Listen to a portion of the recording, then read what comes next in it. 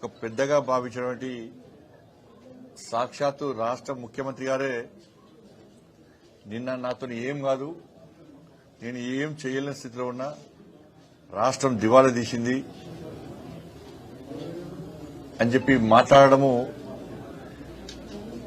నిజంగా ఇంతకంటే దౌర్భాగ్యము, ఇంతకంటే సిగ్గుచేటి ఇంకోటి కాదు. ఇప్పటికే కాంగ్రెస్ పార్టీ మీద ప్రజల లోపల పూర్తి వ్యతిరేకత ఉన్నది. నిన్న ముఖ్యమంత్రి గారి వ్యాఖ్యలతోని కాంగ్రెస్ పార్టీ కేల్కతం దుకాన్ బంద్, కేల్కతం దుకాన్ బంద్. ఇక కాంగ్రెస్ పార్టీని ప్రజలు మర్చిపోయే స్థితికి వచ్చింది. ఇవాళ ఈ ప్రభుత్వము ఉంటదా ఉండదా అని చెప్పి అనుమానాలు తెలంగాణ సమాజం లోపల వ్యక్తమవుతున్నాయి.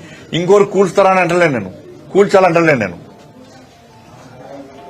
ఇది సామాన్య ప్రజల లోపల వ్యతిరేకత స్టార్ట్ అయింది.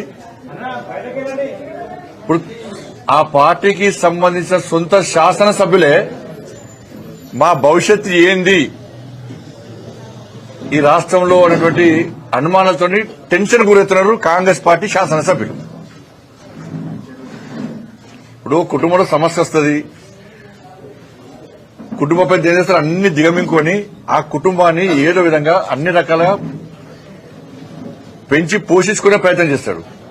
ఆ కుటుంబ పెద్దలు నాతో ఏం కాదన్నప్పుడు కుటుంబ పరిస్థితి ఏంది? వాళ్ళ సాక్షాత్తు రాష్ట్ర ముఖ్యమంత్రి గారు ఇటువంటి సందర్భంలో అన్ని దిగమింగుకొని తనను నమ్ముకొని ఓట్లేసిన ప్రజలకు ధైర్యాన్ని చెప్తాడా? అధైర్యంతో ఉన్నటువంటి వ్యక్తి అధైర్యాన్ని చెప్తాడా? ముఖ్యమంత్రి యొక్క అధైర్యాన్ని బయటపడ్డది నేను అన్న వ్యాఖ్యలు. ఇది మంచి పద్ధతి కాదు. ఇది ఇవాళ తెలంగాణ రాష్ట్ర పరువు పోయిన దేశంలో కాదు,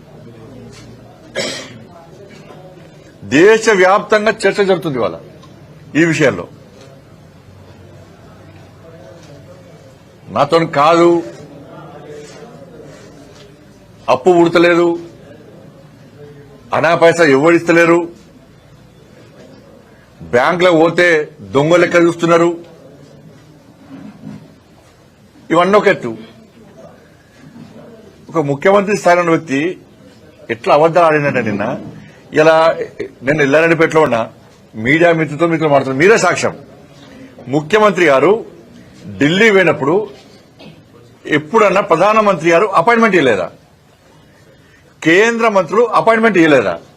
ఎన్నిసార్లు కలిసినా మీరు ఇచ్చారు. ఢిల్లీకి ఎప్పుడు పోయినా మేమే అనుకుంటున్నాం. ఆయన మొన్న ఏం పెట్టిండు, నేను గిన్నిసార్లు కలిసిన కేంద్ర మంత్రులను, ప్రధానమంత్రిని గిన్నిసార్లు కలిసిన అని చెప్పి ఆయన చెప్పుకున్నాడు. మళ్ళీ ఇప్పుడు ఏమంటున్నాడు, ఈయన పోతానంట చెప్పులెత్తుకపోయేలాగా చూస్తున్నాడు. ఈ చెప్పులెత్తుకపోవడం అర్థం కాదు, నాకైతే అర్థం కాదు. ఇది కాంగ్రెస్ కల్చర్ గా వచ్చింది.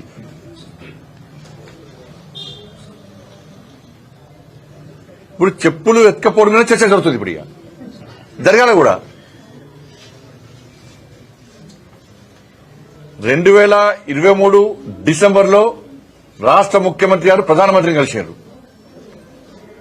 2024 జూలైలో రాష్ట్ర ముఖ్యమంత్రి గారు ప్రధానమంత్రిని కలిశారు. మొన్న ఫిబ్రవరి 2025లో కూడా రాష్ట్ర ముఖ్యమంత్రి గారు ప్రధానమంత్రి గారు కలిశారు. ఇక మంత్రులను పోయినప్పుడల్లా కలుస్తున్నారు మంత్రులను. నిన్న కూడా లాస్ట్ కు హైదరాబాద్ నితిన్ గడ్కరీ గారు కూడా కలిశారు.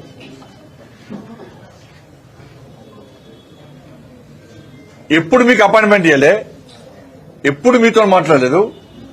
చెప్పులు ఎత్తుకపోయేటోళ్ళక ఎప్పుడు చూసారు, ఎవరు చూసారు?